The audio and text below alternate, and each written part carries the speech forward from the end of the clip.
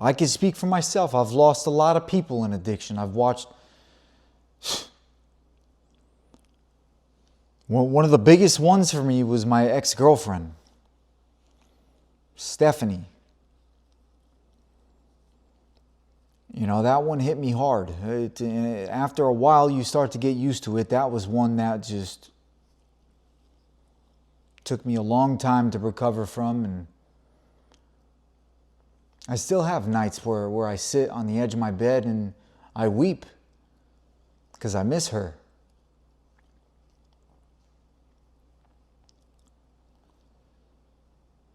You know, it's such a hard thing to comprehend. It's a hard thing to make sense out of, because as human beings, we want to understand things. We like things that are symmetrical. We like things that are predictable. We like being able to connect the dots. We like knowing how we got from point A to point D and all the fine print in between. And death is just something that is so hard to comprehend, especially when it's someone that was so close to you. And especially when it's happening all the time. You look on Facebook, every week it's someone new. I got a comment from a mother who lost her son. I'm not going to put her on blast or anything. My heart goes out to her, because now they're left to pick up the pieces. I'm sure they were put through a lot of trauma when he was still alive, and then they didn't even really get a chance to deal with any of that. He's gone, and now I guess all they have is memories of him. And my hope is that they could focus on the good times rather than the bad, because that's all she can do now. That's kind of what we have to do when we lose people that we love. We have to go through the 5 stages of grieving. I can't tell you exactly what they are off the top of my head. I know one of them is anger. I know one of them is denial.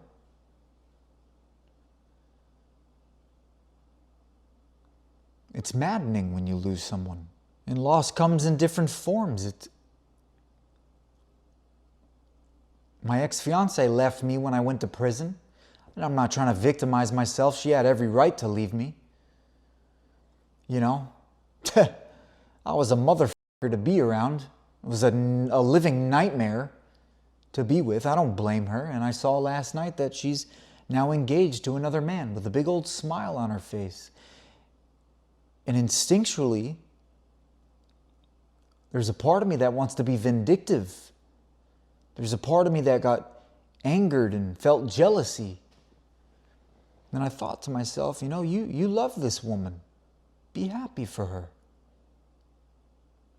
She tried. You weren't it at the time. Accountability is huge. Accountability is everything. Owning up to your mistakes. Realizing that you play a huge role in why your life is the way it is, or was the way it was.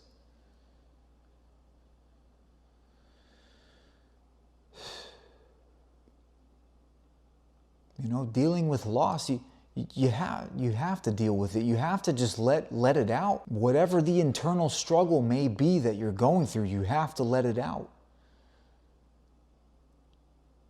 Otherwise it builds up and it festers. It becomes just a sickness, and you get sicker and sicker, and eventually it leads to your downfall. It can.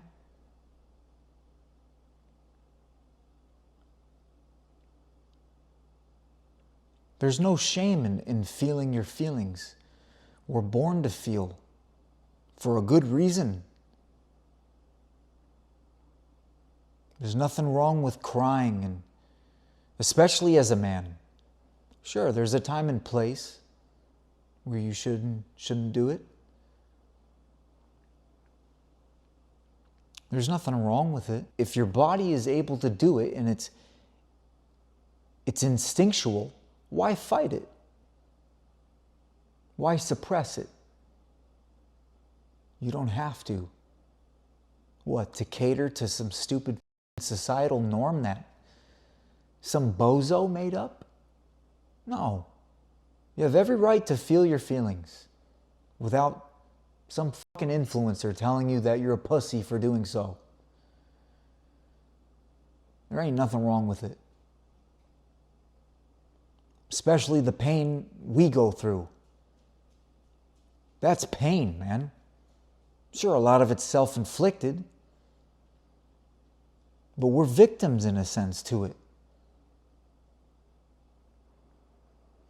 And if we're lucky enough to survive it, we need to do something with that survival. We need to do something with the remaining amount of time we have left on this earth.